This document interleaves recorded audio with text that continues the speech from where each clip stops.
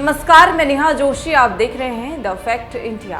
राजनीति में दुश्मनी कब दोस्ती में बदल जाए और दोस्ती कब दुश्मनी में, स्थिति के अनुसार कभी कुछ भी हो सकता है। लेकिन राजस्थान की राजनीति में पिछले सालों से जो सत्ता चली आ रही है, वसुंधरा राजे, अशोक गहलोत की, तो कुछ खट्टे मीठे बयान हैं जनता के सामने भी आते रहे हैं। और कुछ लोगों में तो ये परसेप्शन बन गया था कि अशोक गहलोत और वसुंधरा राजे की मिली जुगली भगत है। अब प्रदेश में नई सरकार बनी है और उसके मुखिया हैं भजनलाल शर्मा।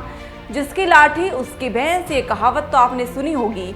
और राजनीति में जो मुखिया होता है तो उनके जूनियर नेता उन्हीं के आगे पीछे घूमते नजर आते हैं। लेकिन यहाँ तो कांग्रेस के दिग्गज नेता, वो भी वो नेता जो अगर प्रदेश में कांग्रेस की सत्ता आती तो मुख्यमंत्री के प्रबल दावेदार थे। जयपुर के पीसीसी कार्यालय में देश के पहले पीएम पंडित जवाहरलाल नेहरू की पुण्यतिथि मनाई गई। कार्यक्रम में पूर्व सीएम अशोक गहलोत पहुंचे। अशोक गहलोत मीडिया से रूबरू हुए और उन्होंने भजनलाल शर्मा की तारीफ कर दी। उन्होंने कहा कि भजनलाल शर्मा निडर होकर काम करें, दिल्ली के दबाव और आरएसएस हेडक्वार्टर के दबाव में काम नहीं करें।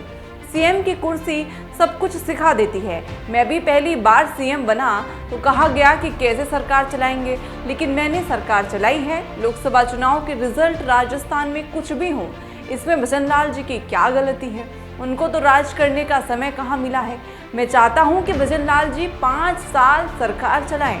राजस्थान के सियासी गलियारों में चर्चा है कि 4 जून के लोकसभा चुनाव परिणाम के बाद राजस्थान के सीएम बदल सकते हैं। सीट कम होने पर उनकी कुर्सी जा सकती है।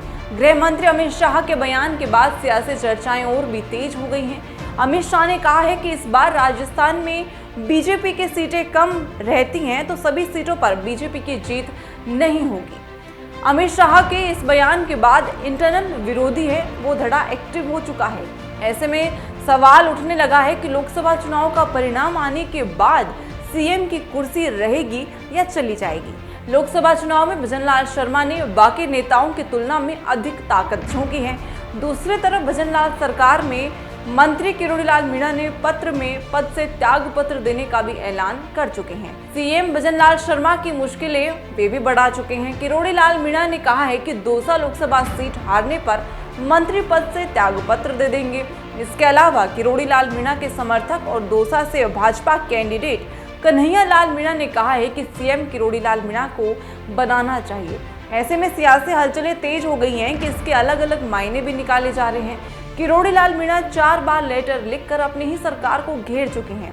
3 बार भजनलाल शर्मा को पत्र लिखा और 1 बार पीएम मोदी के नाम पर पत्र लिख चुके हैं। सियासी गलियारों में ऐसी चर्चाएं हैं कि राजस्थान में कैबिनेट के गठन के समय भजनलाल शर्मा ने कई बार दिल्ली का दौरा किया था।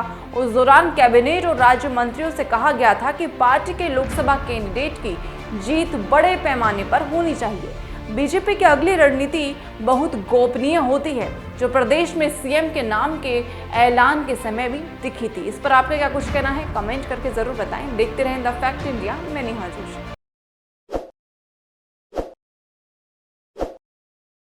ताज़ा खबरों के लिए विजिट करें द फैक्ट इंडिया की वेबसाइट और डाउनलोड करें द फैक्ट इंडिया ऐप।